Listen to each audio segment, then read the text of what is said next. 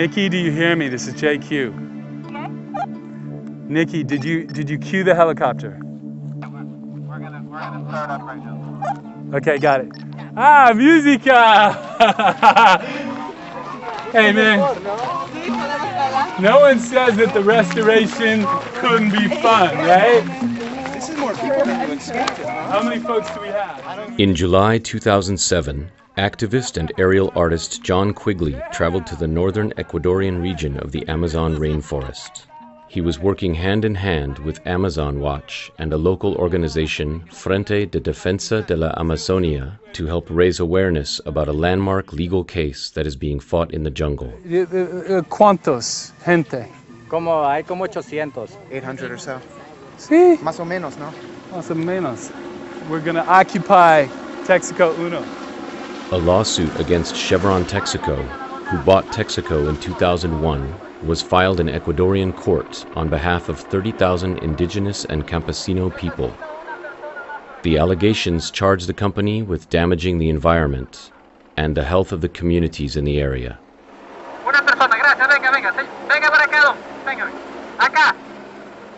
This is Texaco Uno, which is the first oil well in Ecuador. And this is essentially the virus that spread, that became the contamination that we're seeing. This is the first, so they've actually have this here as kind of a monument. So we're coming back to the original puncture wound to send a message through the sky and also demand justicia now, justice now. Chevron Texaco denies any responsibility in this ecological catastrophe. Yo estoy por lo que queremos justicia aquí en la Amazonía para las primeras autoridades más competentes. Así que queremos de que la tranquilidad no nos engañen hace los 35 años que nos han vivido engañando. It's about the people, it's about the landscape, and it's about the story. Very simple communication, and something that the world sees and begins to understand. So it's really a call, a plea, a request coming from the rainforest for a new direction.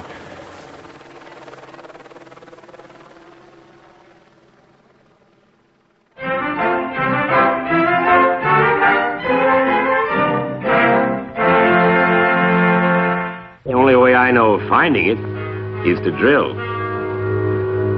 Starting 1970 until 1992, Texaco drilled hundreds of wells and constructed over 1,000 open waste oil pits where they dumped the drilling waste and other byproducts of the drilling process.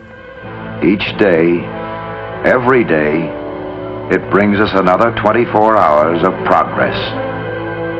Building our nation, guarding its security, assuring the future of America.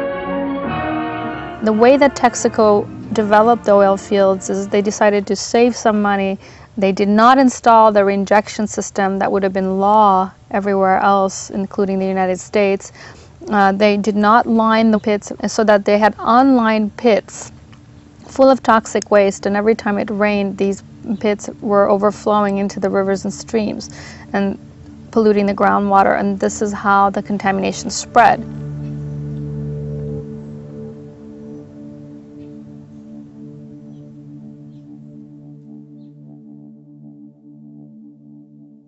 Esto que se ve aquí es petróleo de color negro. Seguramente aquí fue una piscina hace años, piscina que perforó Texaco para depositar los desechos tóxicos. Y ahora vemos que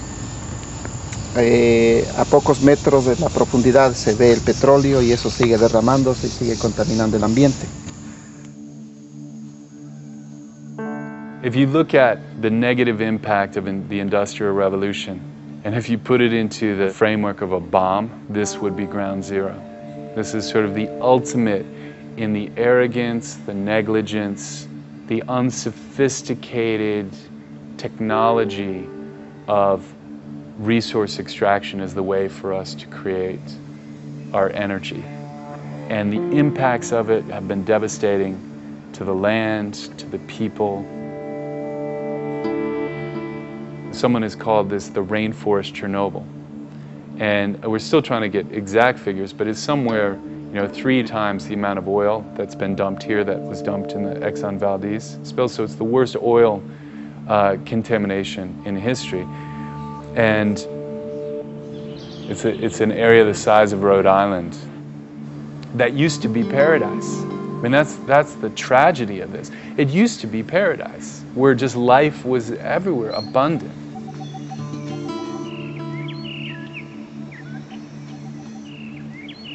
And now it's toxic. And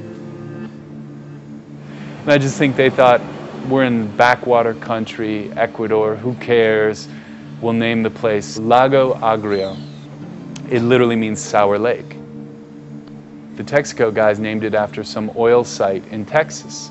I mean, that in a strange way was a chilling piece of prophecy of what they were creating. I'm so sorry. Wow.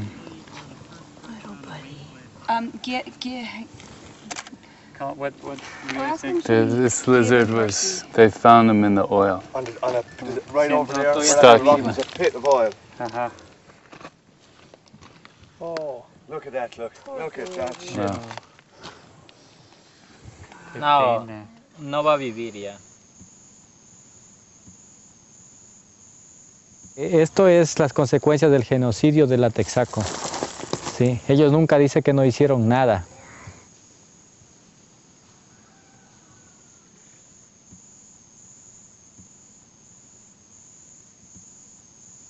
Ya murió.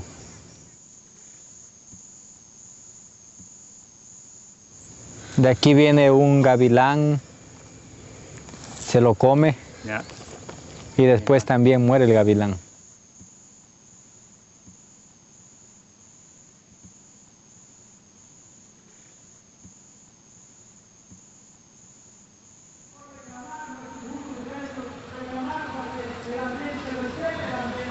Fuerte, compañero, fuerte, aquí vamos. Se vive, se siente, la Amazonía está presente. Se vive, se siente, la Amazonía está presente.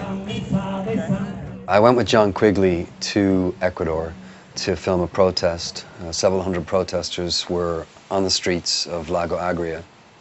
They walked through the streets and ended up at the courthouse where the judge who was deciding the case was inside there. And as I was filming these protesters, this woman's speech suddenly jumped out at me and kind of stopped me in my tracks. I didn't speak Spanish, but I didn't need to understand that she was communicating absolute desperation, and the passion in her voice was unlike anything I'd ever encountered.